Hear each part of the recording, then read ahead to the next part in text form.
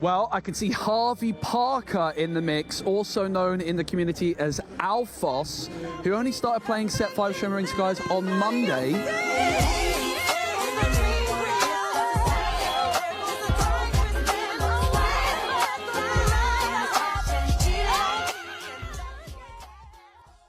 Hey everyone, it's been a while. Before we get started, yes, that was an Alphos first edit, first of its kind, and I did feel the need to share it with the world, so you're welcome. So I thought I wasn't going to be uploading for a while, but after finishing 8th seed in the Day 1 Swiss and making top 32 after Day 2, I felt that you all deserved a deck profile from me. Now, this one's going to be a little bit different to my usual profiles. No editing, as I'm going to be busy over the next few days filming content for another video, so stay tuned, and that means I can get this one out much quicker. With that out of the way, let me show you the Amber Emerald Under the Sea Kida combo deck that I think was the best meta pick for the Disney Lorcana Challenge in Birmingham. Now, I do have a couple of shout outs to make first, however, as without my friends Bennett, Just Gary, and Kawa from Lorcana, I would not have been able to achieve this at all. Genuinely, it's a really funny story, as on Monday, I had a call with Bennett to talk about the meta and Lemon Lime's place in it, and they asked me the fairly normal question of, so how long have you been practicing Shimmering Skies? I had to look at my clock and I went, roughly 30 seconds ago when we started this call. So with very rushed practice,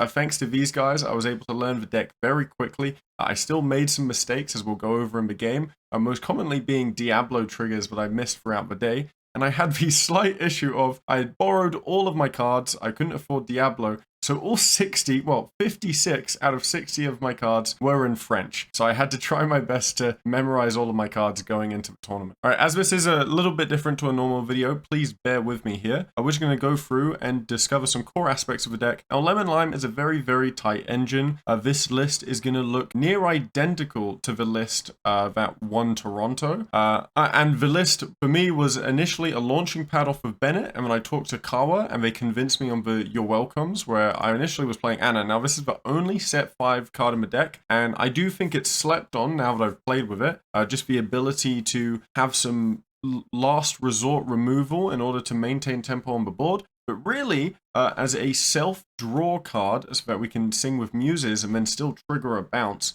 that lets us keep our engine going even when we're not getting discards from our Prince John or getting draws from a Diablo set up on the board. Because really, this deck is all about consistency. We need consistency for the combo and consistency for just general bouncing, removal, and discarding our opponent. So it's really important to find key pieces that are good in specific matchups. So the core of the deck is, of course, Prince John. This is the card you want in pretty much, well, almost, actually, every match. Every match, Prince John is good. Obviously, Diablo is really good in some matchups too. But inks like Steel with Let the Storm Rage On, and Ruby with Brawl make Diablo not always a no-brainer, but Prince John, just on its own, there's not many things in the meta that interact with Ward. Grab Your Sword used to be common last set, it's not anymore. So we might see Green Steel adapting in the future, now that we're kind of seeing the games in Emerald meta, to beating the Mirror. And if they're adapting to beat the Emerald Mirror, they're adapting to beat us too. So if we start seeing Grab Your Sword included, matchup could get a little bit more difficult, but we still do have lots of ways to discard Grab Your Sword, like Bare Necessities and Ursula. And next up, obviously, is Diablo. Everyone knows this card. We hate it from the Bucky meta, but it's very strong in this deck. It's something that you will mulligan for, but you're not going to get it most games, at least with Shift Line. But it's still a very strong card to drop down after we've made sure that our opponent doesn't have any removal for our Ursula, Bare Necessities, or simply discarding their hand entirely. And especially in matchups where they don't have an answer to Diablo, you'll just run away with the game. This is why we are running 4 of these small Diablo 1-drops, so we can shift on top of it. The great thing about its ability to look at the hand is that not only can we decide what to do with the rest of our hand, like our inking decisions, and what cards we're going to play based on what's in our opponent's hand, but we can also see if it's worth it to shift Diablo, because if we play Diablo, see that they have some an answer, right, like a Brawl, then we know that it's not worth paying 2 cards to shift to draw 1 card if they're just going to remove it on the next turn. As for more discard cards, we have 4 copies of Ursula, we have 4 copies of Bare Necessities, 4 copies of Sudden Chill, and now this is something you'll notice with the deck, right? We're running 4 copies of a lot of cards because we want that core engine to be very consistent, and then 4 copies of You Have Forgotten Me, along with 4 copies of Bare Necessities. Lots and lots of discard options, and 4 copies of We Don't Talk About Bruno. This is a discard trigger, but we will mainly be using it just for the ability to stall out tempo on the board, while we push for lore. This card is especially potent once we've gotten rid of the last card in our opponent's hand, because any card we bounce, like say a Tamatoa or a Cinderella, is guaranteed to be discarded because it will be the only card in my hand. If you don't know how random effects like these work, when I was playing throughout the day, I would get my opponent to lay out their cards on the board. So if there were 2 cards, we would just say odd even, and then I would choose odd or even for the roll. And then if there were 3 cards, I might do 1, 2, 3, 4, 5, 6, and you get the idea, right? The more cards you have, the more dice numbers you'll need. Now, that's about it for all of the discard card. Let's go into the main tempo tools. Firstly is the big combo of the deck. Obviously, once you've set up some singers, we can play Kida to -3 attack, and then Under the Sea. That's, it's big, it's flashy, but you're not going to be doing it all the time. I'm still running 4 and 3 just because the matchups where it really helps Kida, you need to get above those like 4, 5, bring down those 4, 5 at strength characters like Fox, like Tamatoa, but Maui gets above this. But most of the time, actually, Paint the Roses Red with the -1 gives you enough to wipe the board. So if we're moving more into an Emerald meta, I would assume that running 4 Paint the Roses Red might be better than running 3, and then maybe you only need 3 Kida. That's something to keep your mind on. Going forward. And then obviously the final bounce card we have is Muses. Muses is the card that I understood the least when picking up this deck. It has the most complicated playlines. I still made mistakes in the top cut with it. One very notable one, which might have affected the match, probably not. This card is just insane, especially against aggro decks, especially in the mirror, especially against Amber Steel. You're just going to be able to stall out the opponent's board while building up your own board over and over, and then you can bounce cards back into their hand and then discard them in order to keep triggering your Prince Johns and keeping your draw engine going. This deck is all about stopping what your opponent's doing, building up your own card resources, and then very carefully pushing for game. Because you don't want to overcommit to a board and let it be wiped by something like a Be Prepared, and then you have nothing left in hand, right? You always want to follow up, which is why cards like Prince John and Diablo and You're Welcome are so important, so that we keep getting cards in hand. And something you can do with Muses, actually, is you can recycle your own cards too. So we can recycle an Aerial, so that when we play it, we can keep picking up songs, and then we can also recycle the Ursulas, so that we can keep discarding opponent songs. So this specifically is something that I made a mistake in my top 32 match. I'll point it out when we go review the VOD in a second, but really I should have picked up this Ursula so I could hold it in hand for a Be Prepared. Unfortunately, most of my Ursulas missed that match, but it's still the correct play to do. And then as for everything else in the deck, it's not really discard related, not bounce related, but Sir Hiss is a very, very important card. Number 1, it's evasive. So this makes it a counter to Diablo, and against decks that don't have evasive counters, it's going to let us just quest for 1 every turn, or be a singable 2-cost for our Sudden Chills and Bare Necessities, and Paint the Roses Red. But also, the free strength means it counters Flynn, so that they don't trigger the free lore in the red-purple matchup, and it doesn't get taken out by opposing Under the Seas, by Brawls. It's just a very, very strong 2-drop. Much like we've seen Pegasus played in Red-Blue in the past. And now, this is a card that I think in retrospect, I might have wanted to play free of. I think the only matchup where free of Cricky made sense was the match I lost, right? Red-Purple. Because that plus free attack is so important for being able to deal with locations like the library and castle. And my top 32 opponent was playing both. Actually, I think maybe just castle. But no, maybe. I think just castle. But regardless, castle or library, castle is probably the scarier card. This card is the best way at dealing with locations because we very often have 2 to 3 small characters on the board. If we give even 2 of them plus free attack, then that is guaranteed to be able to take out any location they can play. The only card that you might not be taking out with 2 characters like Mukduk Manor, which is 9, right? But no one's playing Mukduk Manor. So I think as we see the meta move towards more Emerald, the best counter to Emerald is going to be locations. So I think Cricky is going to be an even more important card. So the only thing I would change from this list in the future is to try and slot in another Cricky and maybe consider the Kida Paint the Roses Red ratio. But everything else about this deck feels perfect. And this is also the first time of any tournament where I don't regret a single card choice going into the tournament. I'm glad that Kawa had a conversation with me and we talked about the benefits of You're Welcome, because I think I seriously would have regretted having 2 Annas or even like a Lucifer in here instead. Number 1, because I really wanted the Uninkables lower, because this deck really just loses to itself. It's very bricky, it has very even matchups, but if you start getting uninkables and you're forced to ink cards you want to hold on to, like let's say you're saving a Bare Necessities or saving a Sudden Chill for your Prince John turn, and that's going to really, really hurt your tempo. So it's even more important in this deck to run less uninkables. This is 11 uninkables. This is the least amount of uninkables I'm used to in any deck. I mean, I'm used to blue steel where, you know, over the course of a tournament, you're going to just lose 3 games due to unink bricking, right? You're running like 18. So in this deck, I think it's great to only be running 11 because it gives us more options on which cards we're inking. Generally, we're going to be inking these high-cost cards or just cards that we don't see uses for, such as a Bare Necessities where we already know there's not a target in their hand. And finally, as for utility, we have Hidden Cove. Now, Hidden Cove is going to be even more important going forward. You might consider going up to 3. I tested it. I think it fills up your hand too much and there's not enough space. But the great thing about Hidden Cove is in the Emerald Mirror, essentially all your Diablos or your small cards are going to be able to trade up into your opponent's card. The big one is Diablo. If Diablo can survive another Diablo and trade on, then you've just swung the tempo massively. And also into decks that target Diablo's 2 strength or 2 health, such as Grab Your Sword, Brawl, Under the Sea, right? Even in the Emerald Amber Mirror, or just Emerald Mirror if they're running Under the Sea, we're looking at a Diablo going to a 3/3 survives all of those removals. So it's Hidden Cove is a very, very important and strong card, and it's especially important when our deck doesn't have a lot of stats. So if you place a Hidden Cove down, you can maybe make a more favorable trade that can swing the game in your favor.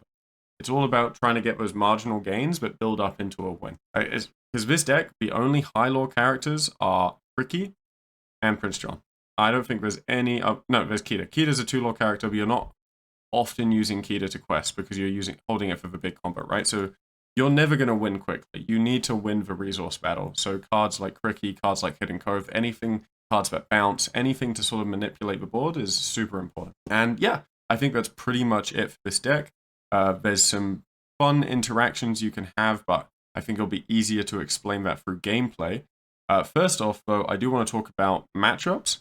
So I'm going to head to Ink Decks and just talk about some of the matchups that we are seeing in the meta now. Okay, so here we are on Ink Decks. We are going to just look at some of the top Ink wins. So firstly, let's look at the red-blue winner of Birmingham. This is Fredemico. Congratulations again, Fredemico. And for me, red-blue, very, very, very, very easy matchup for Emerald Amber. I think if the red-blue player knows how to play the matchup, it gets a little bit trickier. But right now, most red-blue players don't have good practice into the matchup. And if we can hit our curve and hit our Bare Necessities, the only things we're really losing to are Ice Cube, Human Sisu. So if they go like 4 and 3 on Ice Cube, Human Sisu, I think they're going to have an easier time into us because we can remove Diablos, etc. But if we can, especially on the play, if we can remove their 1 jump ahead, remove their Quill, remove their how far I'll go, we can heavily limit their card advantage. If they stick a Haram, we can bounce it and force them to pay 4 each time, or we can Under the Sea it in order to get rid of it completely. This is a matchup where Kida is very strong because it gets rid of Tamatoa, it gets rid of Sisu, it doesn't get rid of Maui, but you know, and then we have You're Welcome for the Lucky Dime too. Usually, Lucky Dime, if you just banish it with, say, a Benja or a Rise of Titans, then they're going to be able to just grab it back with Tamatoa anyway, with all the resources they have. But in this case, You're Welcome actually shuffles it back into their deck. So they're not going to be able to recycle it that way unless they get super lucky and top deck it off next draw.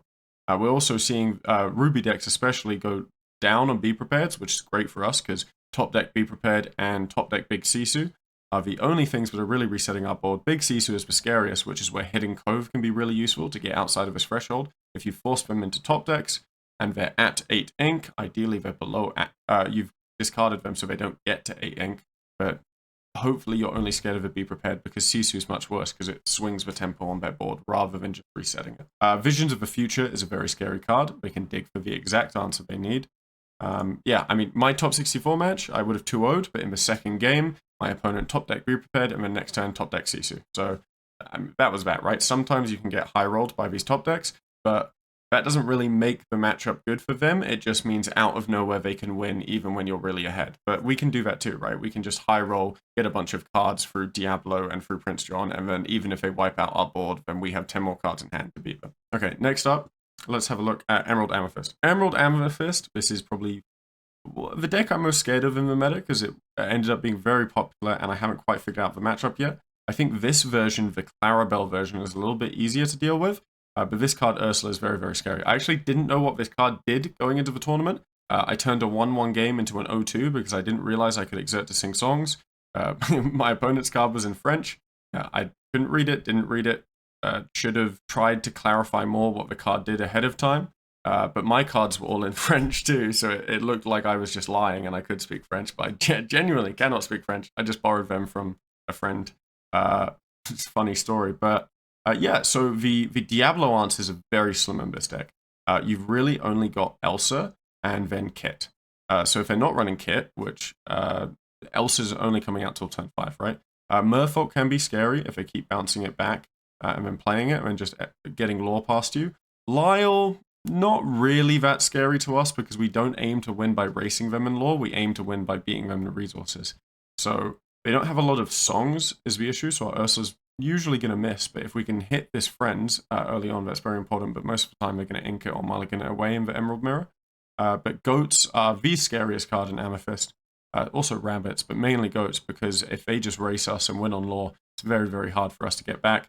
Goats we can't take out with Paint the Roses Red, or Fox, because it need -2 for Under the Sea and Muse's Bounce, so that's where Kida comes in very handily.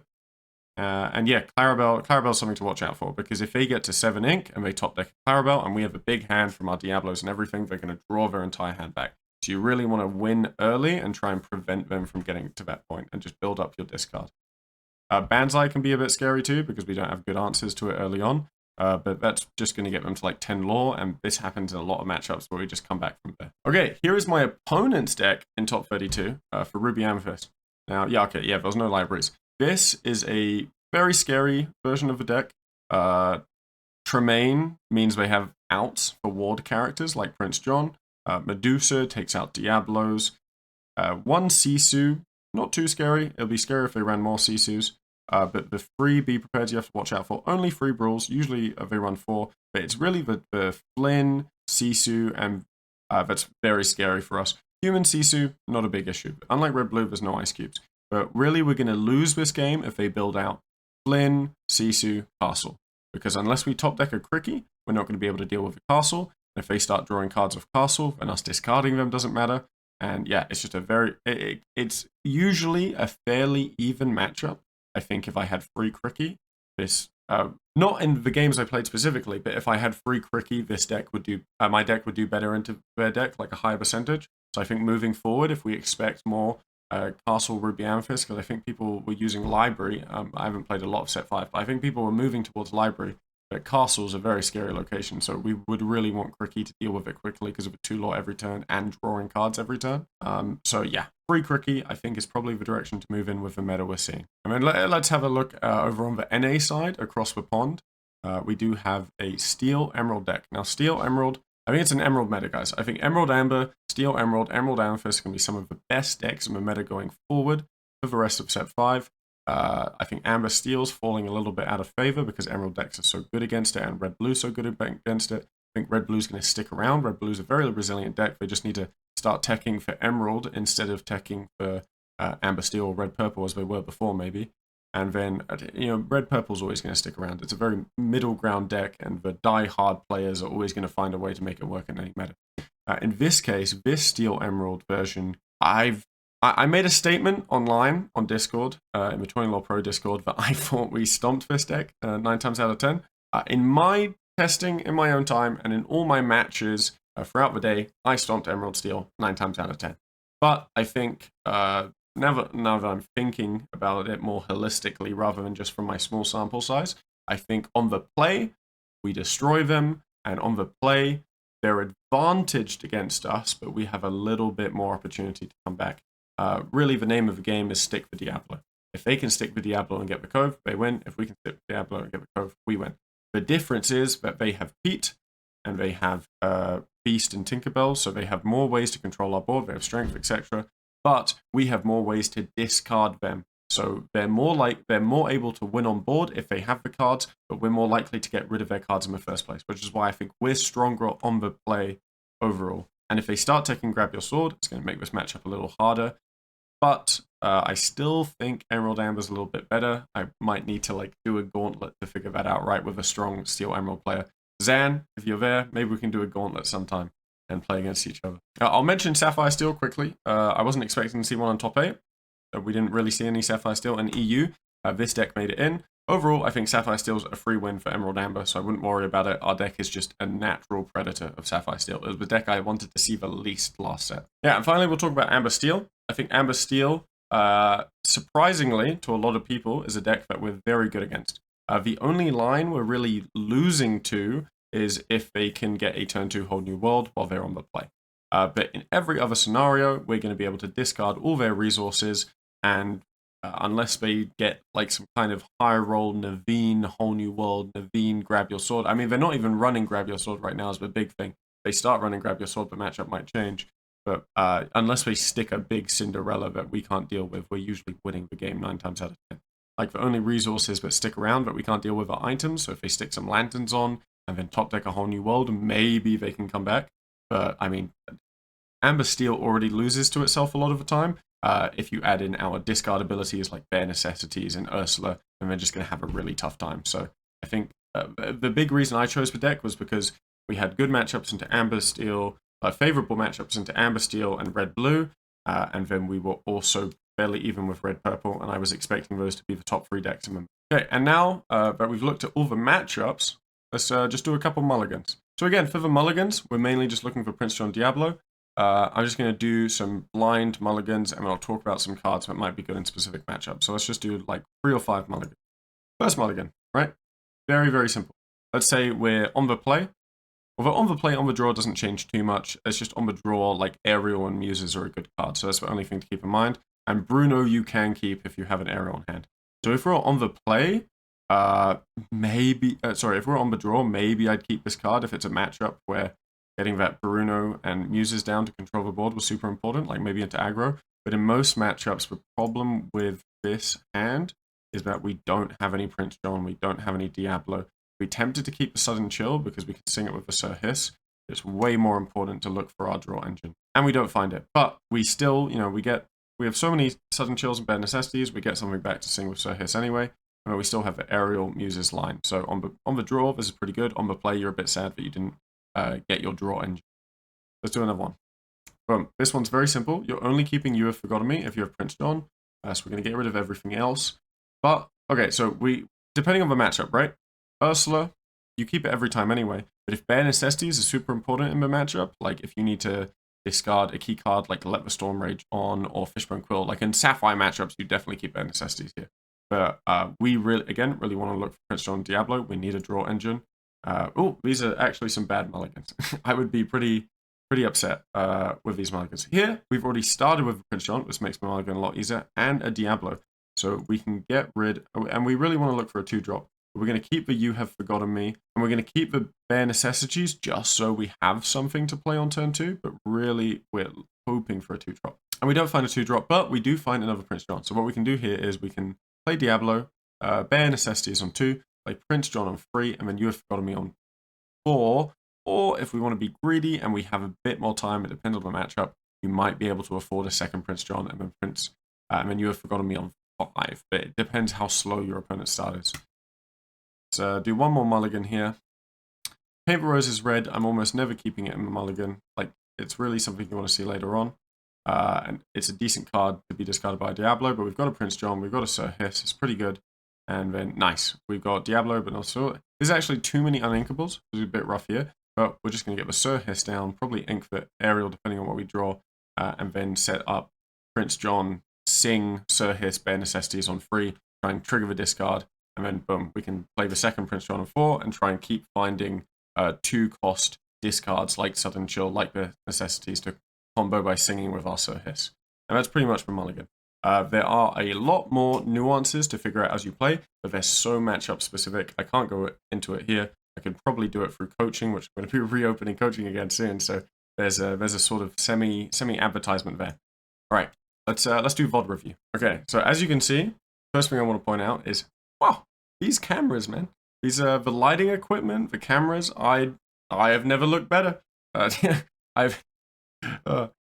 actually so happy. I spent 30 minutes. This is going to sound really vain. I spent 30 minutes in the morning of day 2, just in case I went on a featured match, doing my hair, like right now it's bad, but doing my hair, making sure it's perfect, because I wanted to look good on the main stage, and I'm so glad it turned out so well. So let's skip into the start of the game here. But my opponent, by the way, my opponent, Luke Smith, this guy right here, very, very cool guy, very, very kind. I think he's been big in like Yu-Gi-Oh! In the past, but I couldn't have asked for a better opponent, and he played perfectly. Here we are. I'm 8th seed versus 25th seed. This means I am going to go first. Wait, let me change. I need to get the full screen. We've swapped onto the other side, just so I don't block my face. But yeah, as you can see, I'm 8th seed, the 25th seed, so this means I go first. I do have a slight advantage. And the first problem with the mulligan here is that my opponent gets pretty much a perfect hand. He keeps 7. And then if we get a chance to look at my mulligan, yeah, here we go. So as you can see, Paint the Roses Red, Muses, Cricky, Ariel, Kida. So spec E4, I should mull 7. Yeah, and look for Diablo Prince John. Personally, I think Ariel's really good in this matchup for bouncing Flynn, bouncing Sisu. You need to maintain some ball control here, so I keep the 1 Ariel. It's also, you know, a way to generate card advantage and hopefully find cards like Bruno to control the board is the main thing. If you find Paint the Roses Red and then you play Muses on 4, you can control the board more that way and maybe make a favorable trade. So I think it was just very, very important that I at least kept 1. But then unfortunately, we completely miss and we don't draw good cards here. It's just very rough. So this is already looking like a terrible, terrible start for us. So my opponent inks, plays Magic Broom. You know, got a bit of tempo, pretty standard. Turning the volume up when I want to skip ahead. Okay, so we play Ursula. Okay, we ink Bruno. So we could. There is an argument to be made to ink to not ink Bruno here. I think there's a point where I could have inked Muses and kept it for the turn 3 aerial play. Maybe I should have done that. I'm not entirely sure what my full hand was in the time, but I remember thinking afterwards, I was like, maybe I shouldn't have inked that Bruno.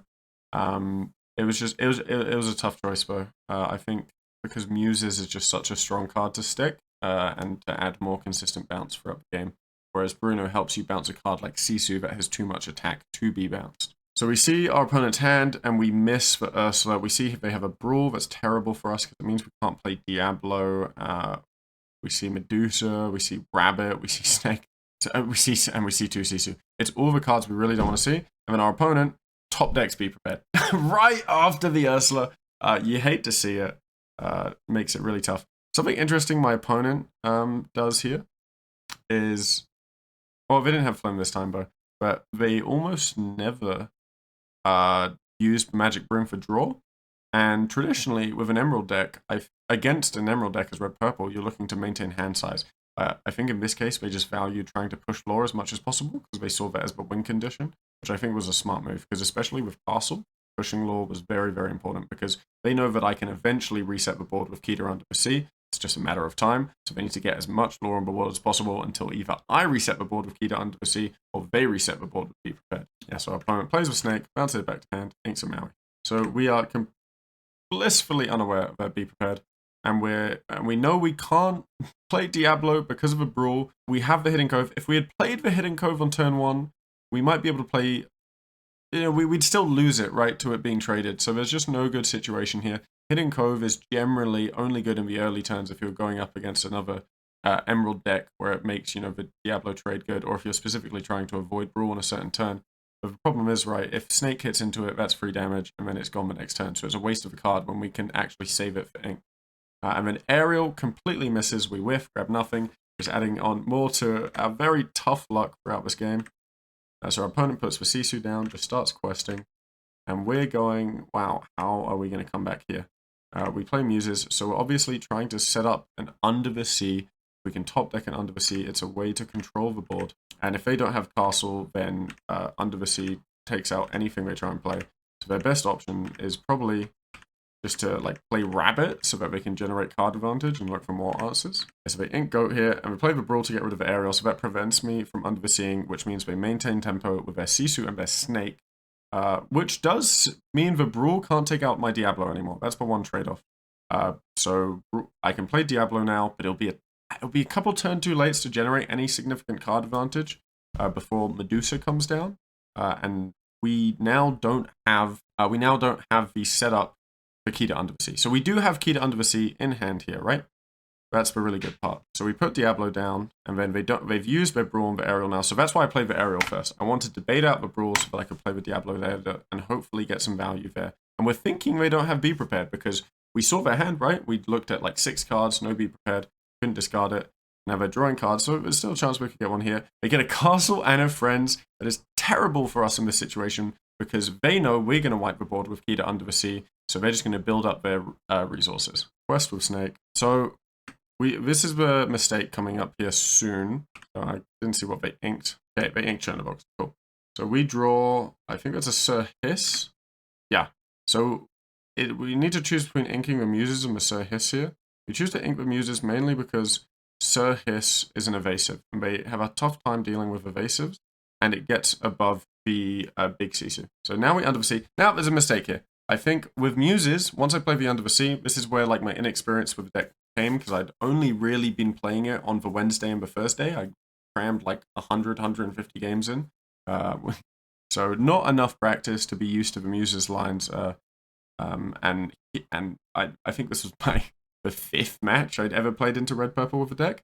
So I really should have picked, and I think I wasn't thinking about Be Prepared because I'd already played Ursula earlier and didn't see it, which is a mistake. So I should have picked up Ursula here with the Muses trigger because Under the Sea is a song, so it does activate the Muses. So I should have been able to pick up Ursula here, which keeps it in my hand, so I can play it next turn to get rid of the Be Prepared because they're at like what 5 ink right now. They play Medusa on 6 next turn. I play Ursula, get rid of the Be Prepared, and then they still have Big Sisu, which wipes my whole board. But that would, if they didn't have Big Sisu, that would have kept me in the game a little longer. But the main problem is I haven't been able to get any form of card draw. Diablo just hasn't been around long enough. I think I miss a Diablo draw trigger here. So they draw. Yeah, I do not draw. I miss a Diablo draw trigger. Oh no. No, I do get it here. Cool. Okay, someone told me I missed the trigger.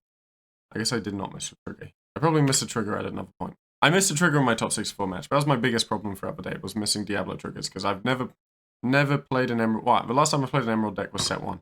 So there goes Medusa. Did I miss a Diablo trigger there? Oh, Specky just said I missed a Diablo trigger. So let's see. Where's the card? Because I've... Yeah. Wait. Yeah, okay. So that's Under the Sea. They put it to the bottom of their deck. Under their deck from Ross. Some lovely casting. So that's me drawing... Yeah, so that's drawing from the rabbit. Because I Under the Sea... It's their... Wait. No. It's drawing from their turn. No, I didn't miss the Diablo trigger. Because otherwise I wouldn't have drawn a card. Yeah. No, so I think that... Yeah, I didn't miss the trigger. It just took me a couple seconds. I think, yeah, Specky and the casting side missed the trigger, but I don't think I did there. Okay, it's annoying we can't see my hand here. It's kind of my fault. I didn't know that my hand wasn't in frame throughout the entire match, which is why they often had to do the, like, switch to the full hand cam mode. Yeah, I didn't know I needed to hold it more forward because I haven't been watching the stream.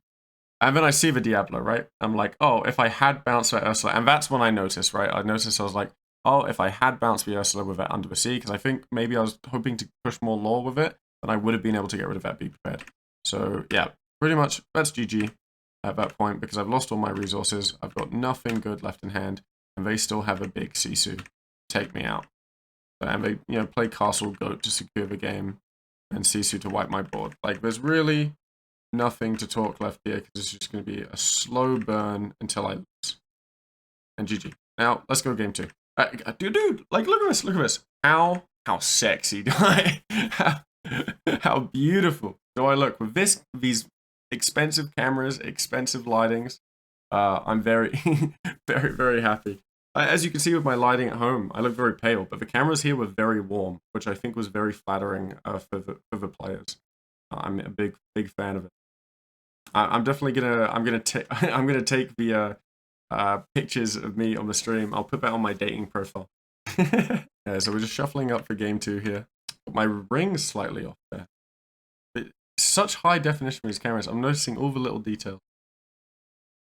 But yeah, it's such a high quality stream. The production was so smooth.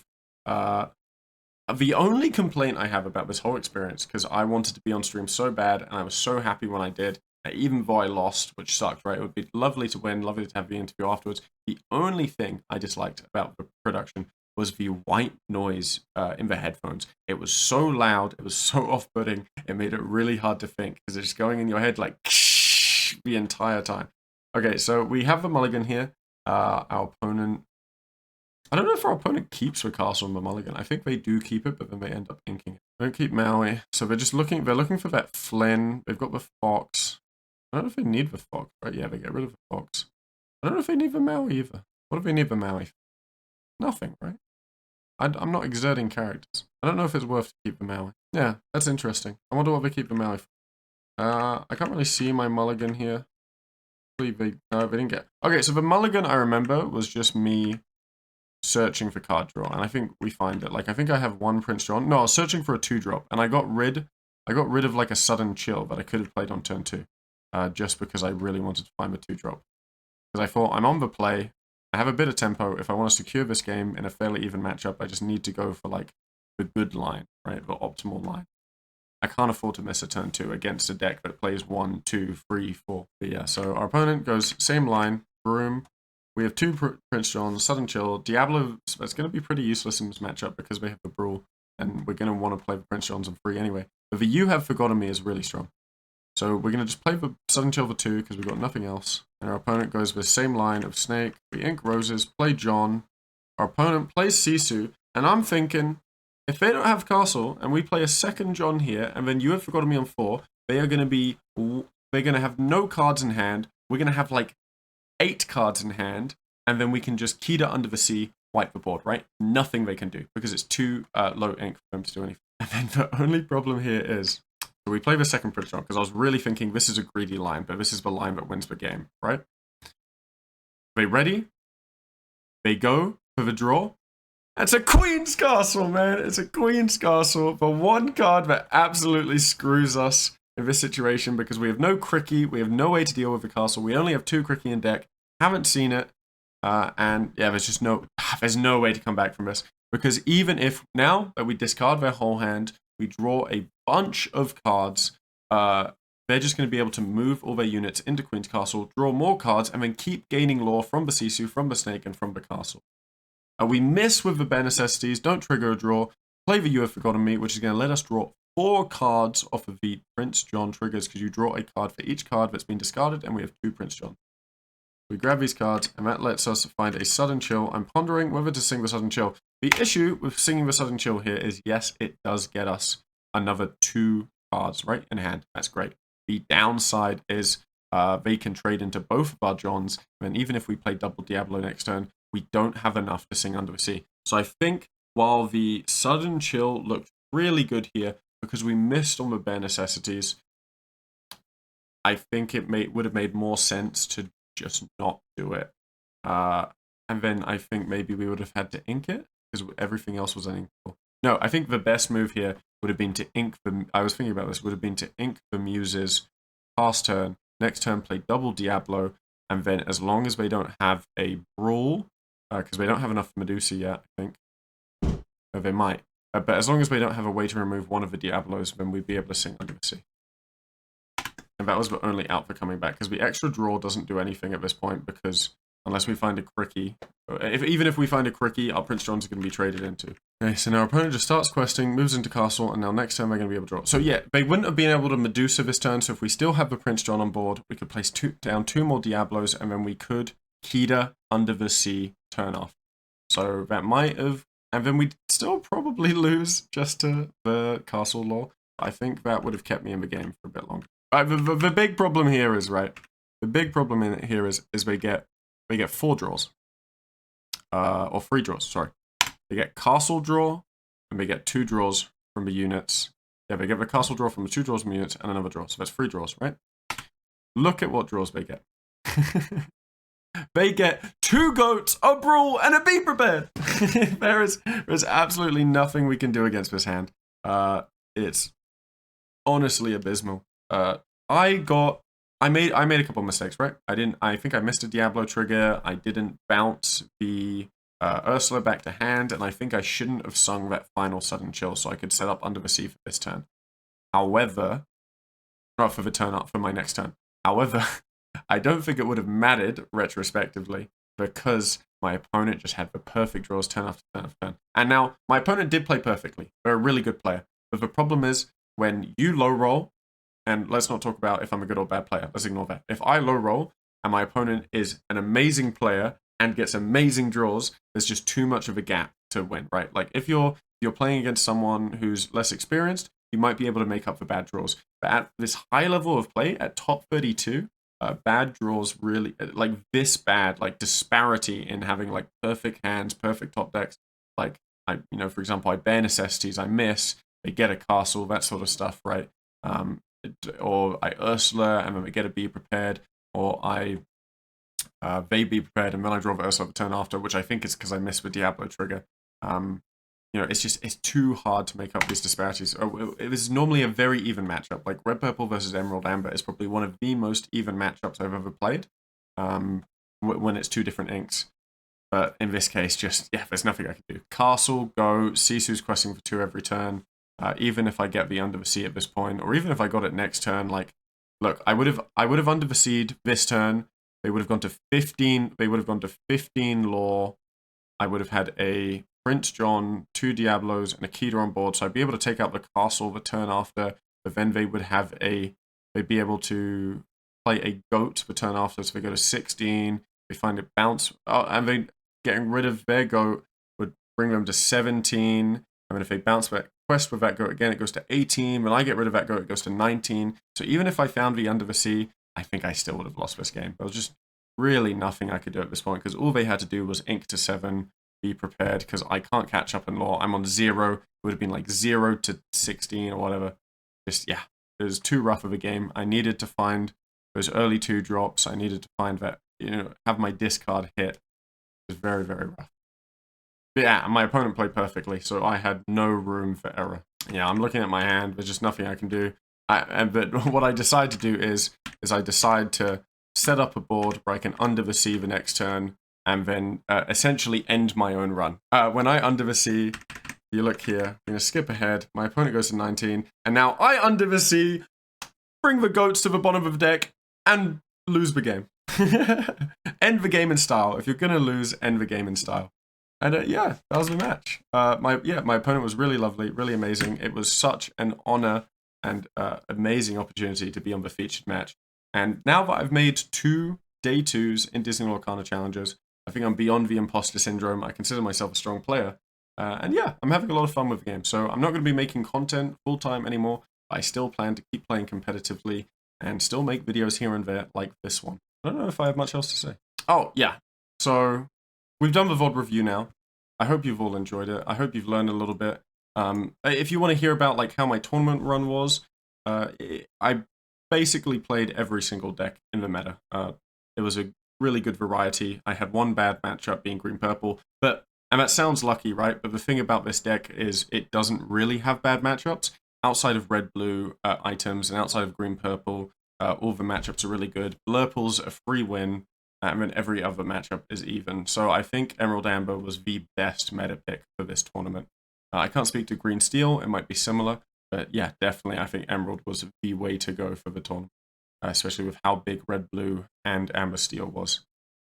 And yeah, so I'm doing coaching now. I'm moving into focusing on studying, which is why I'm making videos less, but to keep making money on the side so I can afford to go to these tournaments, I'm going to be doing coaching. So if you want to learn from a player that's won 1 Rapunzel, 2 Let It Goes, 2 Cinderellas, and 3 Let It Goes from getting top 128, 64, and 32 at 3 different DLCs, and hit me up, join my Discord, or I've set up a Medify link down below. So look in the comments or look in the description, and yeah, hopefully I can help you learn competitive Lorcana, and maybe one day we'll see you in the top cut, or just win some of your local set champs. I hope you've enjoyed today, and for the final outro, you're going to see another edit one of my friends made from the footage of the Disney Lorcana stream.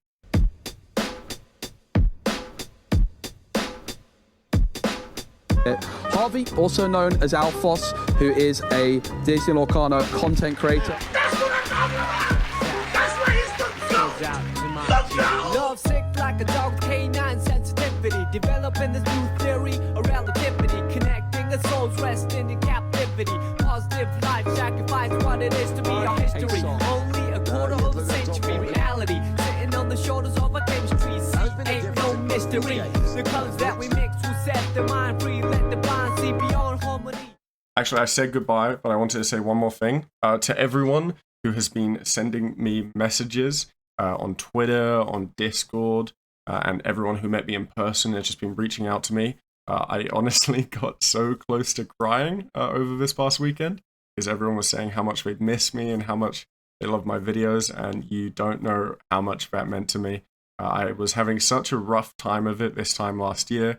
I was in a very bad place, and now thanks to all of you and all my friends I've made in the Lorcana community, I've really found my place and come into me as a whole new person. So it sounds really mushy, but yeah, thanks again. Thanks for having me, and keep playing Lorcana. And I'm not going to be making videos as often anymore, but I hope you'll still enjoy them when I do.